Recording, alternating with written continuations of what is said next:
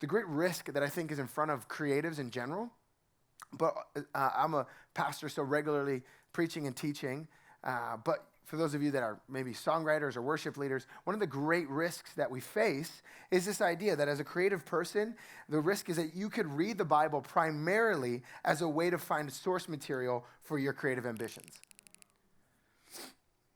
I'll say that again, that the main reason you go to the Bible is to source yourself with material for your creative ambitions. What's that mean if you're a preacher? It means you read the Bible to craft sermons. It means you read the Bible to get new teaching. Read the Bible to get a new fact you want to share with the world if you're in that category. If you're a songwriter, you read the Psalms to find a new line that you think is going to really, really take things off for you. I'm going to read it in 8 different translations to find out which one works better with the melody I got. And so there's this reality that if we're not careful, the great risk we can take as creative people is to extract from the Bible for our creative ambitions. I'm not saying it's wrong to engage with the Bible for creative purposes. I'm saying it's wrong when it's the only reason you go. Or the primary reason you go.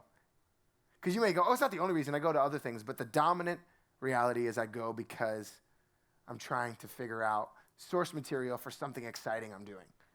And so we end up using the Bible in ways it was never meant to be used. But it's not wrong to do that. It's wrong when it's the primary way we do that. The primary way we engage with Scripture. But God has a goal for you. Okay, so God has a goal for you, and He wants you to have the life that really is life. He wants you to have the life that really is life. He doesn't have a goal of making you a great worship leader that will go around the world. That's a great dream. That's awesome. It's great, but it's not His primary goal.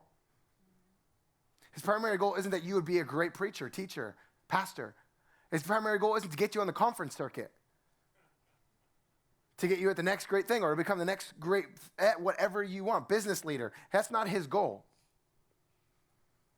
He's not against that goal, but it's not His goal primarily for you. So you have to understand, those are not wrong things. What I'm saying is it's not God's primary goal for you. So if we're not careful, we'll mistake those as the primary goal that God has for us. His goal is for you to know for yourself the kind of life that was brought to full vision in Jesus.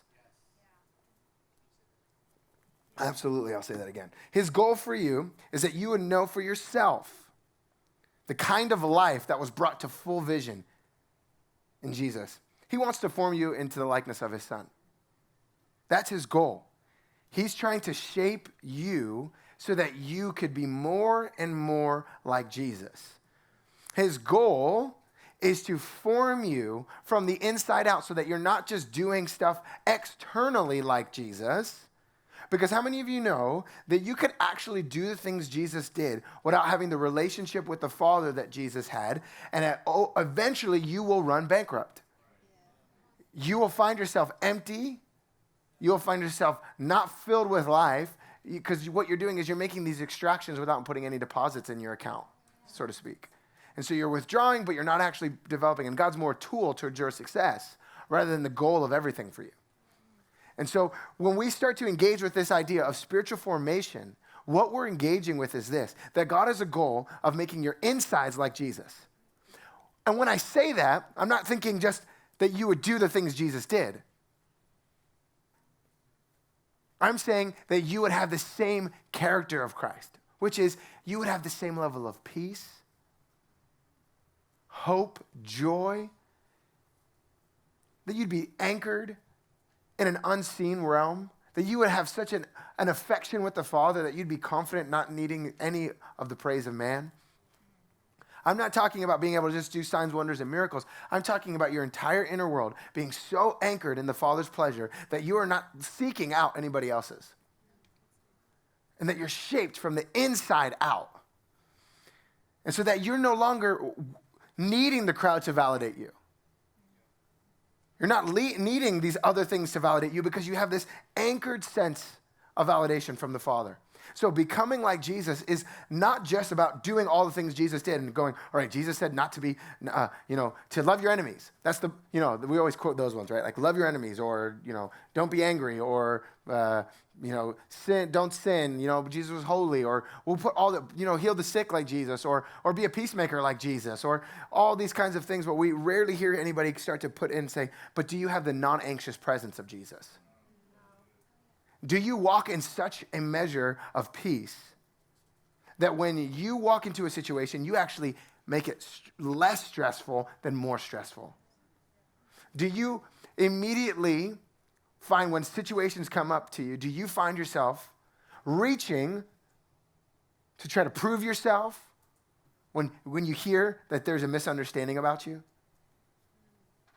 That someone has something off about you and you know it's off? Do you quickly reach to defend yourself? Or could you remain silent because you're anchored in what the Father says about you? Because Jesus lived a life being misunderstood. So if the goal here is not to be misunderstood, you're in the wrong place. Jesus was regularly misunderstood and did not put out every fire of misunderstanding. So if you're regularly trying to seek out that everyone would get you and no one would be confused about what you're doing and no one would have questions about you and no one would get you wrong and no one would have opinions about you that are off, it just won't happen. I'm sorry, you're in the wrong place. Because if you're following Jesus, there's going to be a point where you start to commit yourself to his way of life, and when you do that, it may bring misunderstanding. So he wants to form you from the inside out and not just going, all right, I'm going to force myself to do certain things like Jesus and be like Jesus. Force yourself to be like Jesus. But more going, how do you want to shape me, God, from the inside out? And this is holistic formation of your entire being, where your mind is renewed, where your habits are changed, where your relationships change, where your emotions change, where your brain starts to change and you start to embrace a whole different way. So especially in Galatians 4:19, we hear Paul use this language that he is laboring until Christ is formed in you.